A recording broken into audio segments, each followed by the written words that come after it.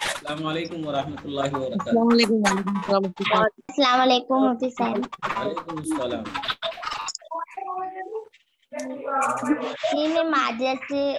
میں معذرت چاہتی ہوں کہ اتنے دن کلاس مس کر گئی کیونکہ میری طبیعت ٹھیک نہیں تھی۔ ناہیدہ تسنیم۔ جی مفتی صاحب السلام علیکم۔ وعلیکم السلام۔ مجھے آپ ہی دیکھیے، میں نے مخاطب تو ناہیدہ تسنیم کو کیا ہے، لیکن مخاطب سبھی ہیں، تمنتشا ہیں، سائلہ ہیں، ترنم ناظرین ہیں، مس روبینہ ہیں، اسلام ماریہ ہے۔ میں یہ چاہ رہا ہوں کہ رمضان سے متعلق آداب تو پچھلی مرتبہ ہو ہی گئے تھے رمضان سے متعلق، اب روزے سے متعلق کچھ آداب تھے وہ بھی آپ کو تقریباً بتانے ہیں، لیکن وہ سب آپ چونکہ آپ لوگوں کے یہاں آپ کے گروپ میں بڑا تعاون ہے، ایک دوسرے کی ریکارڈ، آپ بہت محنت کرتی ہیں۔ ابھی ایک مفتی صاحب بیٹھے ہوئے تھے، مفتی عبد الناصر صاحب، آپ کی محنت اور آپ کی شوق پر بس آشاش کر رہے تھے، اور میں نے ناہیدہ تسنیم کے نوٹس دکھائے تو وہ اور زیادہ کرنے لگے کہ ان کو فیئر کرنا اور پھر جو ہے ان کو سننا، سن کے لکھنا، وہ بہت زیادہ نازیہ سیفی نے بنائے تھے۔ ہاں، ناہیدہ تسنیم نے، نازیہ سیفی ان کو بہت زیادہ مطلب کہ آپ کو دعائیں بھی دے رہے تھے۔ تو میں یہ عرض یہ کر رہا ہوں کہ وہ چیزیں جو ہیں روزے کے آداب یقیناً آپ ویڈیو میں بھی سن لیں گی، لیکن چونکہ ہمارا اور آپ کا یہ کورس بلکہ بالکل لاسٹ ہے، ختم پر ہے، اس لیے میں چاہتا ہوں کہ آج کچھ حیض سے متعلق اور مسائل کو سمجھ لیا جائے اور لباس سے متعلق مسائل کو سمجھ لیا جائے۔ آپ کی کیا رائے ہے، یا وہی پہلے بیچ میں جو پڑھایا تھا؟ جی مفتی صاحب جیسے ہمیں کچھ ڈاؤٹس کلیئر کرنے ہوں گے تو کب بات کریں؟ ڈاؤٹ کلیئر کرنے کے لیے میں یہی چاہ رہا ہوں کہ جلدی سے میں 20 منٹ میں یہ کر دوں، اور پھر اس کے بعد ڈاؤٹ کلیئر کر لیجیے گا، یا واٹس ایپ پہ کر لیا کریں گروپ پر آپ۔ جی آپ جواب نہیں دیتے واٹس ایپ پہ۔ اصل میں دیکھیں صاحبہ بہن، آپ کی شکایت وجہ ہے، میں معافی چاہتا ہوں۔ دراصل کیا ہے، اس وقت جلسے بہت ہو رہے ہیں مدرسوں کے، تو میں تقریباً ایک ہفتے سے سویا نہیں ہوں، برابر جلسوں میں مجھے کلاس بھی کرنی ہوتی ہے اور جلسوں میں بھی جانا ہوتا ہے، تو میری پرابلم یہ ہے، اس لیے میں معذرت کے ساتھ آپ کے جواب نہیں دے پایا، میں معافی کرنا چاہتا ہوں، لیکن انشاءاللہ دوں گا، فرصت ملتے ہی فوراً دوں گا۔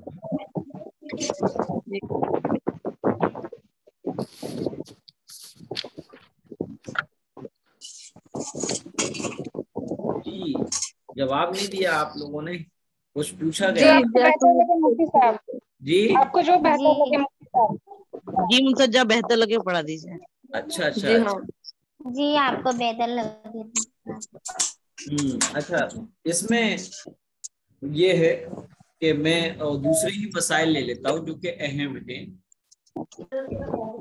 اور اس میں بھی میں مسائل لیتا ہوں، حیض سے متعلق مسائل کو زیادہ لے لیتا ہوں، کیونکہ یہ مسائل نہ تو ہم پوچھ سکتے ہیں اور نہ ہی کوئی بتانے والا بنا ہمارے پوچھے بتاتا ہے، اور اس مسائل میں بھی ابھی ایک آڈیو اور پڑی ہوئی ہے کہ اس کا جواب دینا تھا مجھے، گروپ پرسنل پہ آئی تھی، اس کو دیکھ کر یہ خیال بنا۔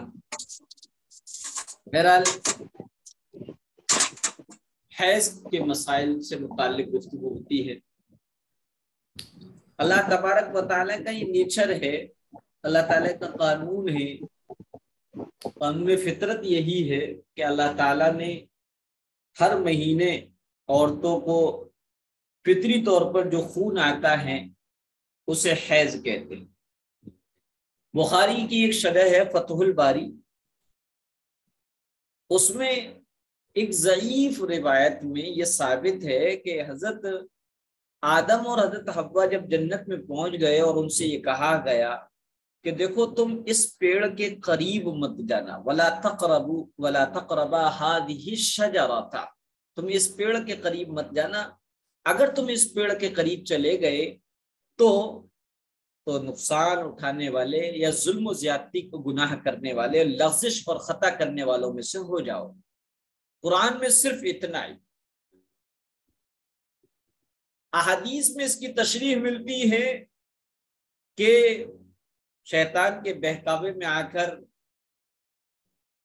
حضرت آدم کو بہکانا چاہا تو حضرت آدم نے شیطان کے بہکاوے میں نہیں آئے، حضرت حوا کے پاس گیا، حضرت حوا کو بہکایا، اور اس طریقے سے حضرت حوا نے اس پیڑ میں سے 3 پھل توڑے، اور اس کا یہ لکھا وہ پھل کون سا تھا، وہ پیڑ کون سا تھا۔ بعض لوگوں نے کہا ہے، تفسیر کی بعض روایات میں ہے کہ وہ پیڑ جو تھا وہ گندم کی بالیاں تھیں۔ گندم یعنی گیہوں، فارسی میں گندم کہتے ہیں، گیہوں جانتے ہی، وہ گیہوں کا پیڑ تھا، گیہوں کی بالیوں میں سے 3 دانے انہوں نے توڑے، اور جو توڑا ہے تو اس میں جو گیہوں کے اندر بیچ میں شگاف جو ہوتا ہے، جو پھٹن جو ہوتی ہے، اس کو یہ بھی ثابت کیا ہے کہ حضرت اما حوا نے جو گیہوں توڑا تھا اس کو نیچے جو تھا انگوٹھا تھا، اس لیے نیچے والا حصہ تو بالکل پلینی رہا، لیکن اوپر والا حصہ جو کہ سافٹ تھا، نرم تھا، اس میں انگوٹھے کا نشان بن گیا، اس لیے وہ گیہوں بیچ میں سے شگاف والا ہوتا ہے۔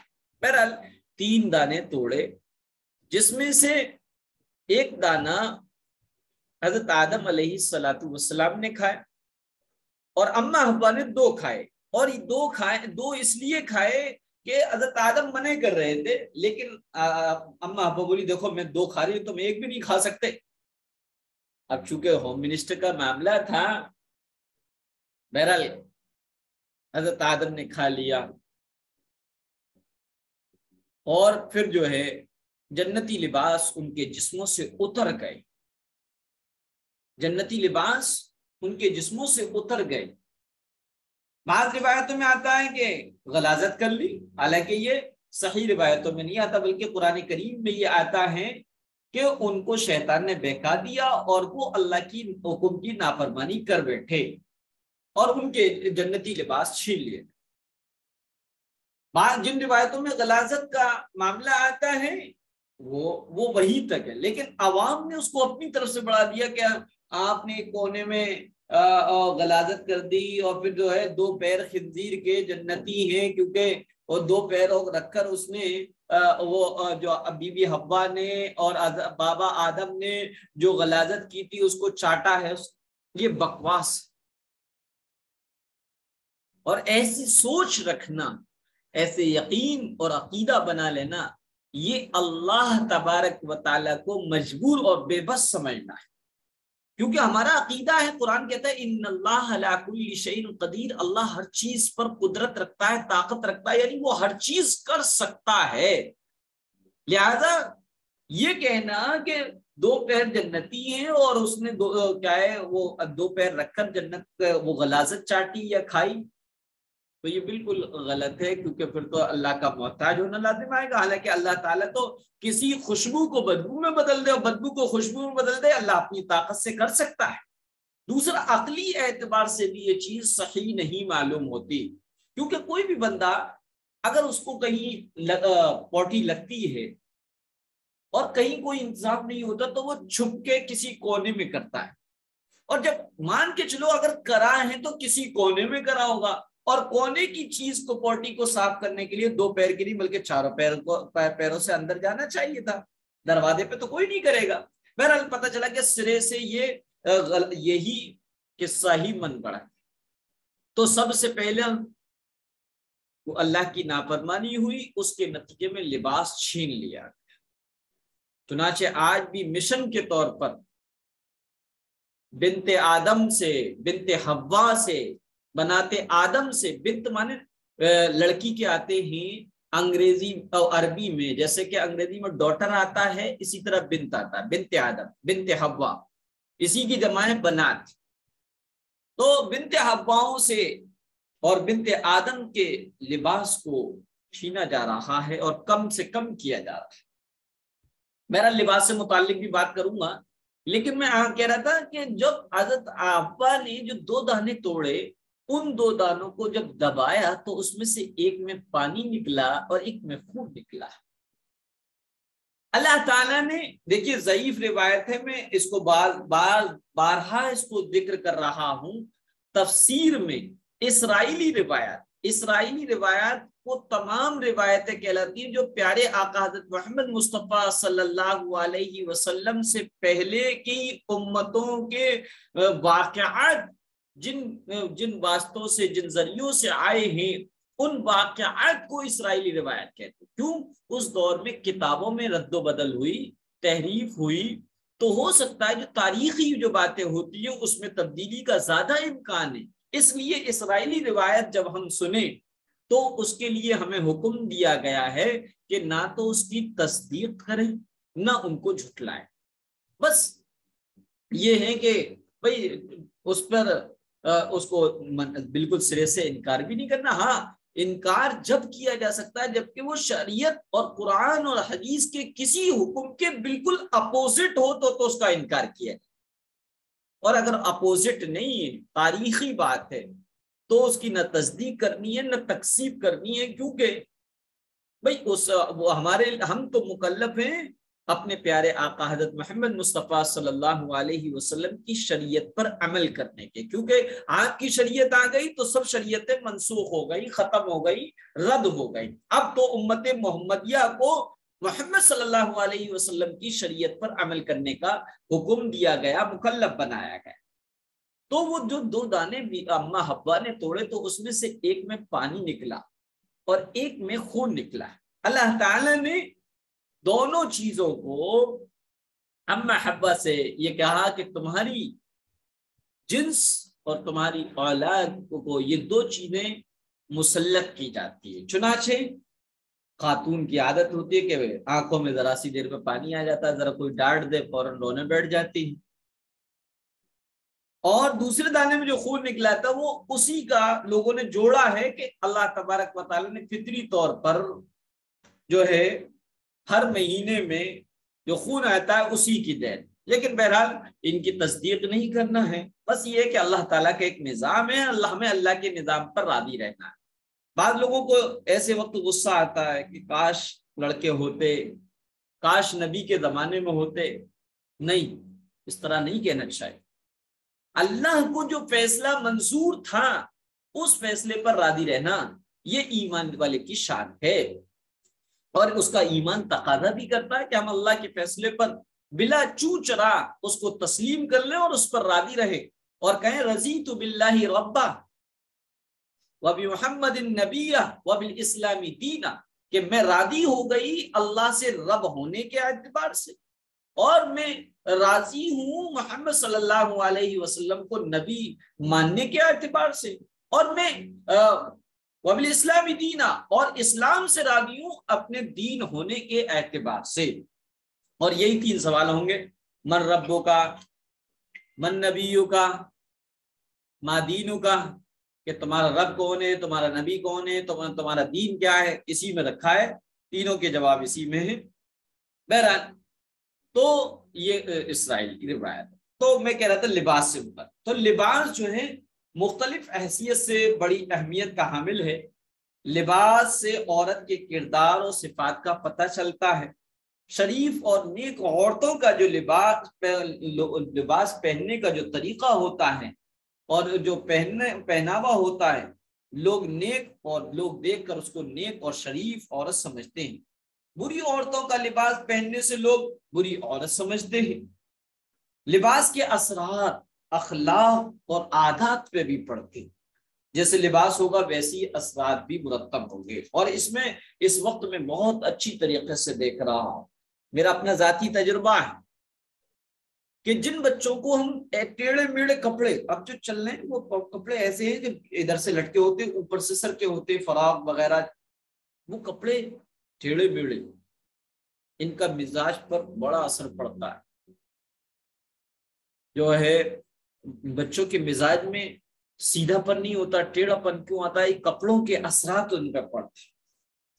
لباس کا مقصد جو ہے جسم کو چھپانا ہے، اس لیے لباس پہننے میں اس کا پورا خیال رکھے کہ پورا جسم اچھی طرح چھپا رہے، کوئی حصہ دکھائی نہ دے۔ جو اوپر جو جا رہا ہے نا کیفی وغیرہ، جو اوپر جو سرک رہی ہے، ٹخنے ڈھکنا، ٹخنا جو ہے سطر کا حصہ ہے۔ آج بدقسمتی یہ کہ ٹخنا کھل رہا ہے اور آدھی پنڈلی تک نوبت آ گئی، اور جو ہے امریکہ وغیرہ جو مغربی کلچر میں، یورپین کلچر میں تو میں آدھی جانگ تک آ گئی ہے بات۔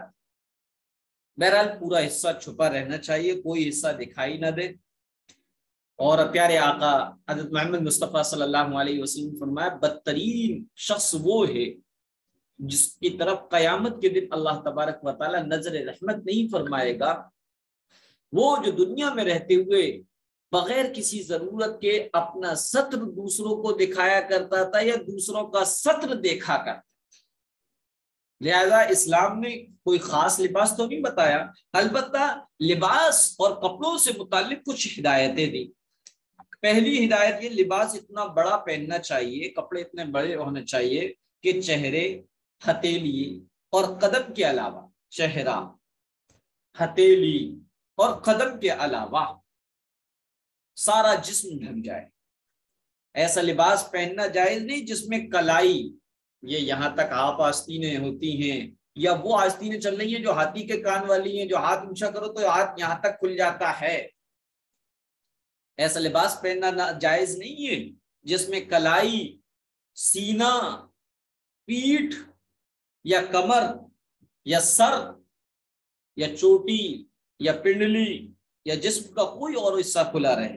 ایسے لباس میں نماز بھی صحیح نہیں ہوتی۔ لوگ جو ہے بے دھیانی میں نماز پڑھ لیتے ہیں۔ اتنا بھی اگر آپ کی اتنی آستین ہے نا، تو آپ جو ہے رکوع یہاں پر نیت باندھی ہوئی تو چونکہ وہ دوپٹے میں رکھا ہوا، لیکن اگر آپ رکوع میں گئی ہیں اور آپ کا دوپٹہ اور حجاب لمبا نہیں ہے تو اتنا حصہ، یہ جو ہے گٹے سے یہاں تک کا جو حصہ یہ سطر ہے، سطر چوتھائی حصہ ہو گیا، ہاتھ کا چوتھائی حصہ ہو گیا، اور یہ ایک رکن کے برابر کھلا رہتا ہے تو نماز نہیں ہوگی۔ اگر نماز پڑھتے وقت چوتھائی کان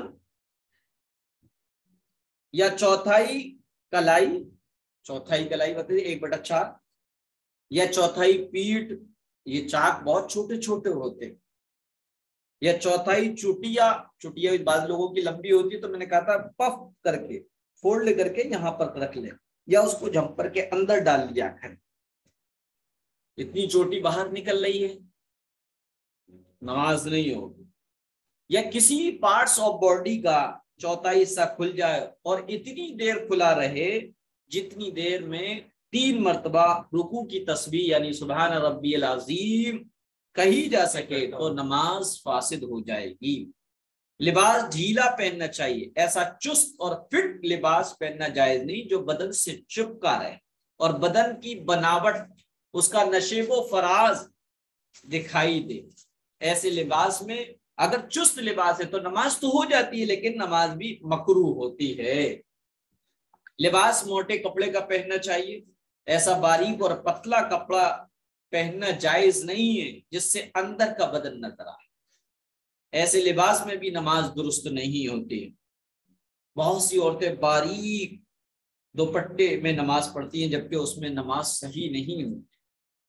قربان جائیے پیارے آقا حضرت محمد مصطفیٰ صلی اللہ علیہ وسلم پر 1443 چل رہی ہے، پیارے آقا کو دنیا سے گئے ہوئے 1433 سال ہو گئے۔ سن 10 ہجری میں یا 11 ہجری میں پیارے آقا دنیا سے پردہ کر کے گئے تو 1443 چل رہی ہے، اس میں سے 10 یا 11 نکال دو تو 1432 یا 32 سال ہو گئے۔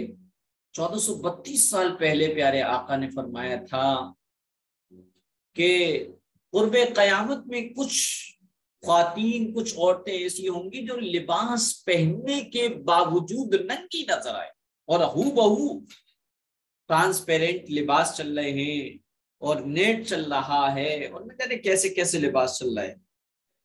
بہرحال اللہ کے نیک اور مقبول بندیوں کے لباس پہننا چاہیے. فاسق فاجر ناچنے گانے والی عورتوں کا لباس پہننا جائز نہیں ہے. کسی سیریل، کسی ناٹک، کسی مووی میں کسی ہیروئن کے لباس کے طرز کو پسند کرنا یا اس کی کاپی کر کے پہننا جائز نہیں ہے. اسی طرح مردوں جیسا لباس پینٹ شرٹ پہننا بھی جائز نہیں ہے، کیونکہ پیارے آقا نے فرمایا لعنت ہو ایسی عورتوں پر جو مردوں والی بضاعتہ اختیار کریں، اور لعنت ہو ان مردوں پر جو عورتوں والی بضاعتہ اختیار کریں. لباس پہننے میں ستر پوشی اور جسم کی زینت مقصود ہو، نمائش اور دکھاوا نہ ہو، کیونکہ آج ہم لباس جو پہنتے ہیں وہ دکھاوے کے لیے.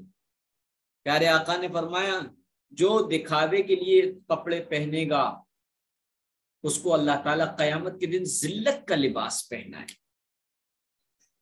اس لیے مزاج بنائیے، اور لباس کی محبت اگر نکالنی ہے تو اچھے کپڑے گھر میں پہننا شروع کر دیجیے.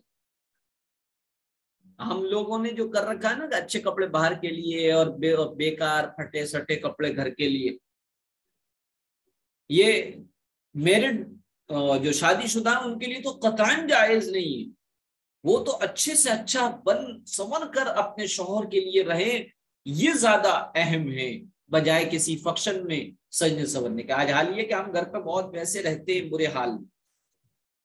پیارے آقا جب کبھی سفر سے واپس آتے تو پہلے مسجد میں آتے اور 2 رکعت نماز پڑھتے، پھر گھروں میں تشریف لے جاتے.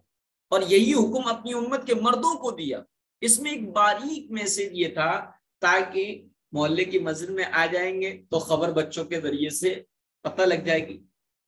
اتنی دیر میں بیویاں سور جائیں، سج جائیں، تاکہ ان کے شوہر آئیں تو ان کو اچھا لگے. بہرحال ایسا لباس جو نمائش کے لیے دکھاوے کے لیے نہیں پہننا چاہیے، اور نہ یہ فیلنگ ہونا چاہیے کہ میں ایسا لباس پہنوں کہ سارے لوگوں کی نگاہیں میری طرف اٹھیں. ایسے ارادے سے لباس پہننا بھی گناہ ہے. اپنے گھر والوں کی مالی حیثیت کو سامنے رکھتے ہوئے لباس خریدنا اور پہننا چاہیے. ان کی حیثیت یا اپنی حیثیت سے زیادہ کے لباس کا مطالبہ کرنا انہیں پریشانی اور قرض میں مبتلا کرنا، اس لیے ہرگز ایسا نہیں کرنا چاہیے. تو جو ہے لباس جو ہے وہ اللہ تبارک و تعالیٰ کے حکم ٹوٹتے تو لباس بدلے میں اور سزا کے طور پہ ہمارا اترتا ہے. اب بہت اتر گیا، گلے سے سر سے دوپٹہ گلے میں آیا، گلے سے بالکل ہی غائب. تو میں حیض سے متعلق بھی حدیث تھی، چنانچہ عورتوں کو جو ہر مہینے فطری طور پہ جو خون آتا ہے اسے حیض کہتے ہیں. حیض کی کم سے کم مدت 3 دن ہے، 3 دن اور 3 رات. اس سے کم جو خون آئے گا وہ حیض نہیں بلکہ بیماری کا خون ہوگا جسے استحاضہ کہتے ہیں.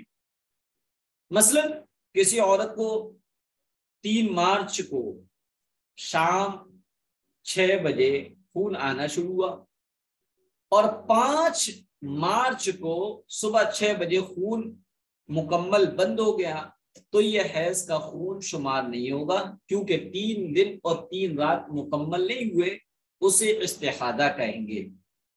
حیض کی زیادہ سے زیادہ مدت 10 دن 10 رات ہے.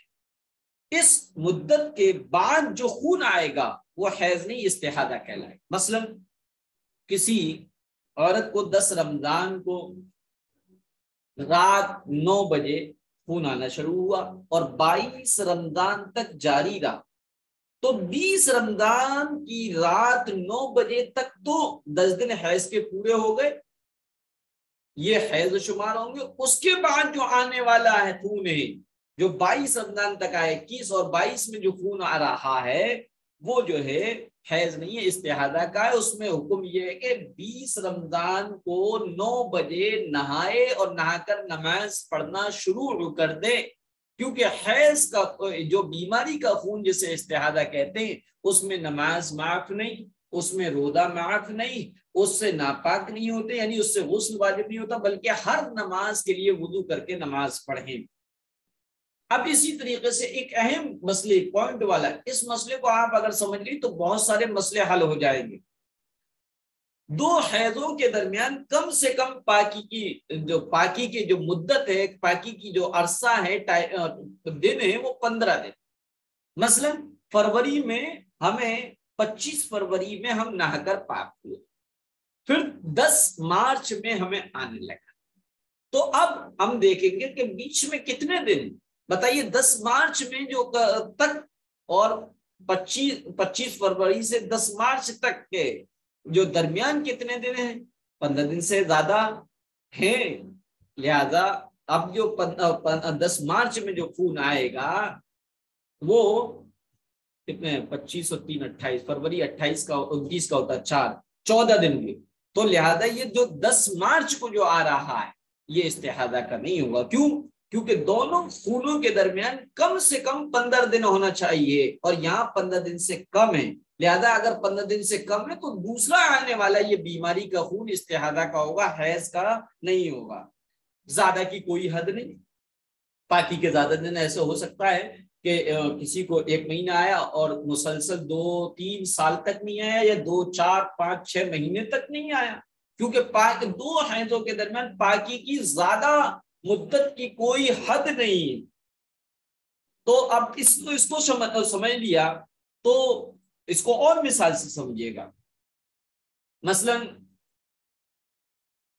یہ شعبان کا چلیں انگریزی مہینے سے لے لیں آپ سمجھنے کے لیے، کسی بہن کو 11 مارچ کو حیض سے وہ پاک ہو گئی، اور پھر 22 مارچ کو خون آنا شروع ہوا، تو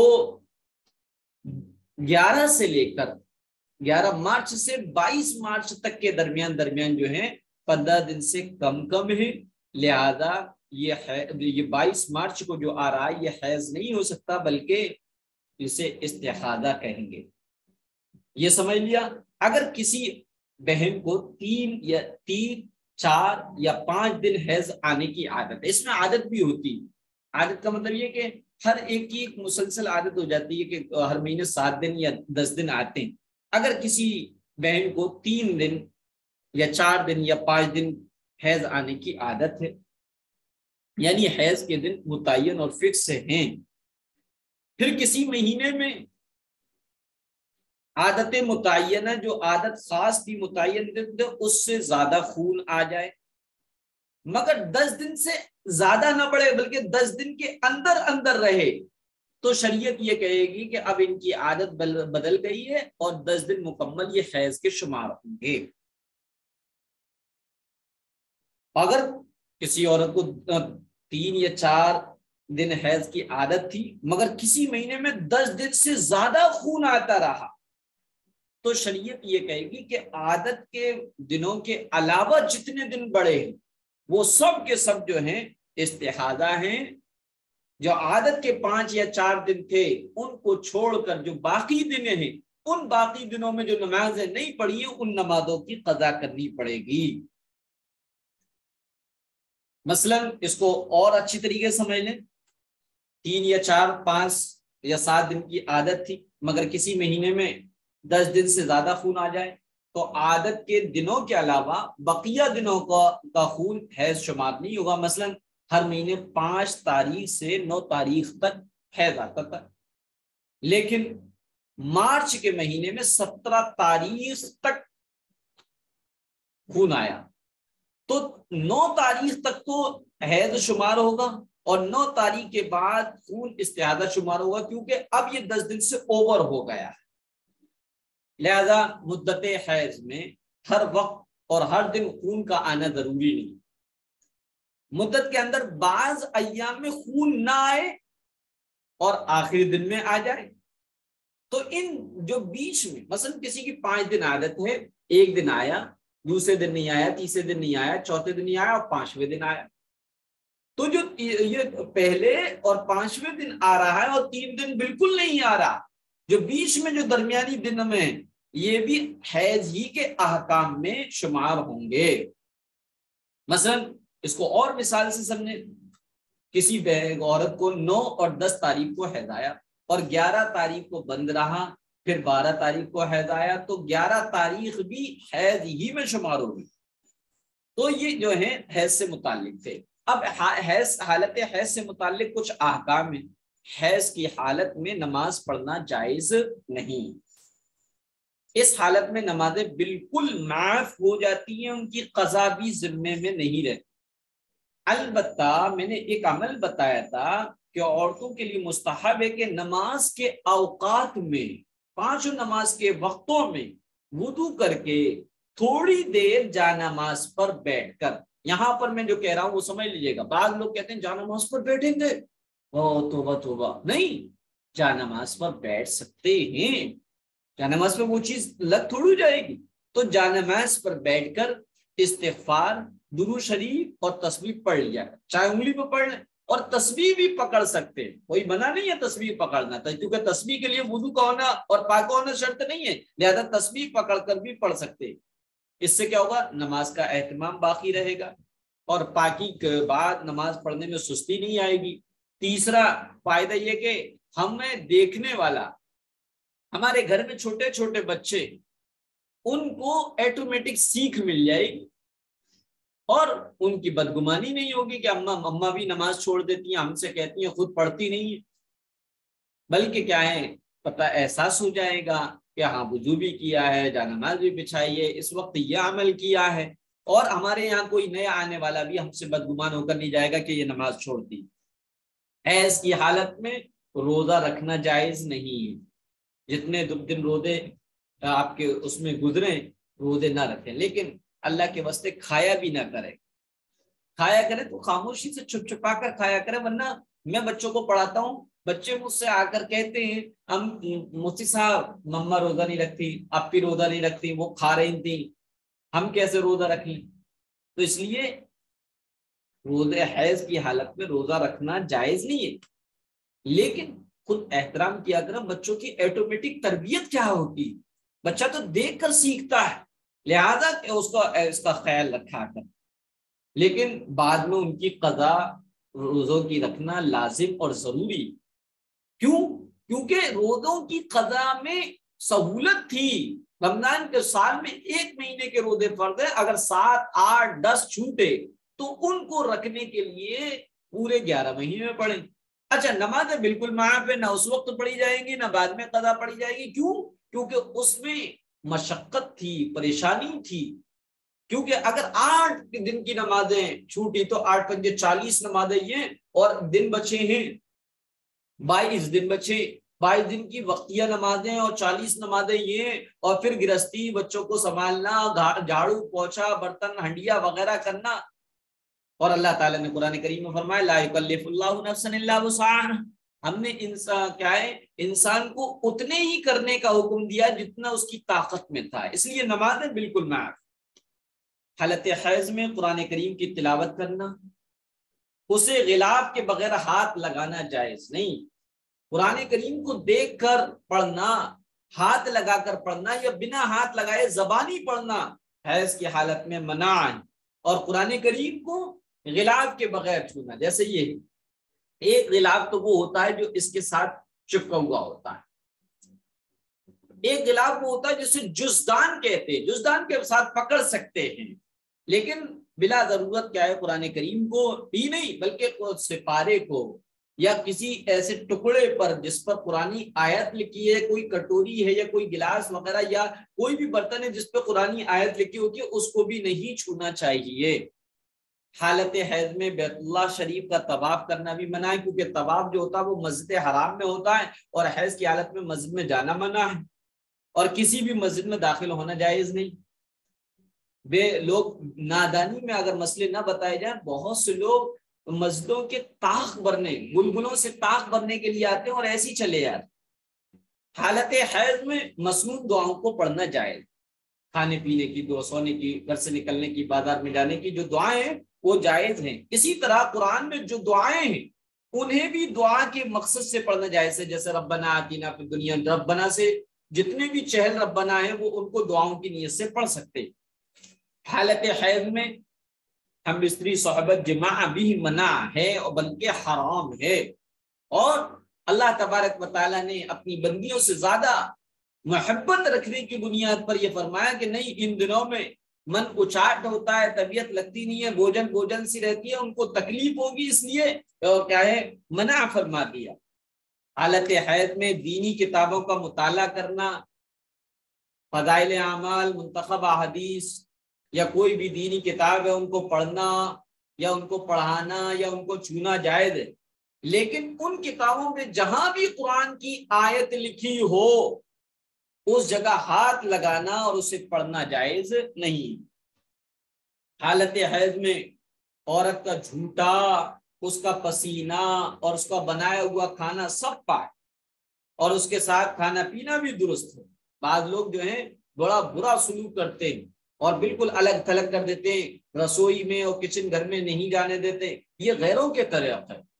پیارے آقا کا طریقہ، اما عائشہ کا بیان ہے کہ میں اس حالت میں ہوتی اور پیارے آقا کا سر میری گود میں ہوتا اور میں تیل ملا کرتی اور پیارے آقا نماز کے ٹائم پر اٹھتے اور نماز پڑھانے چلے جاتے تھے.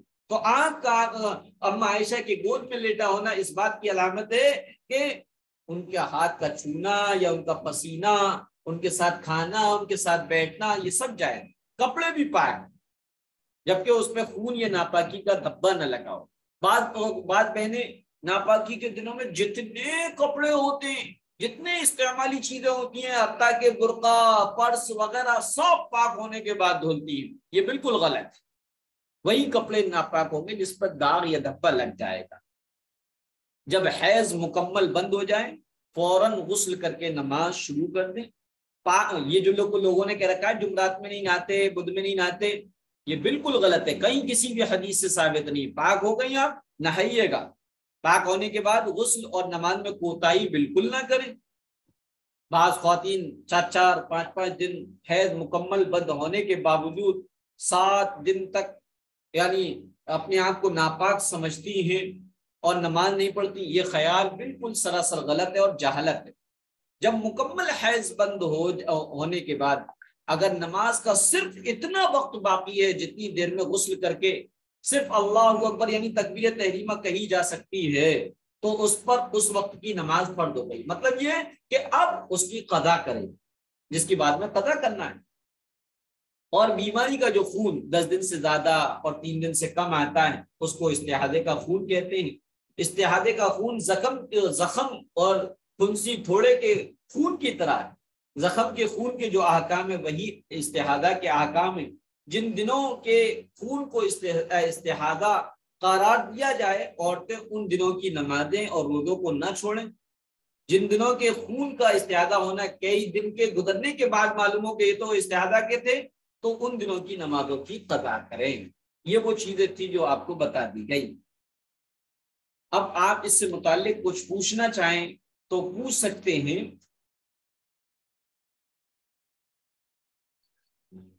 السلام علیکم. وعلیکم السلام.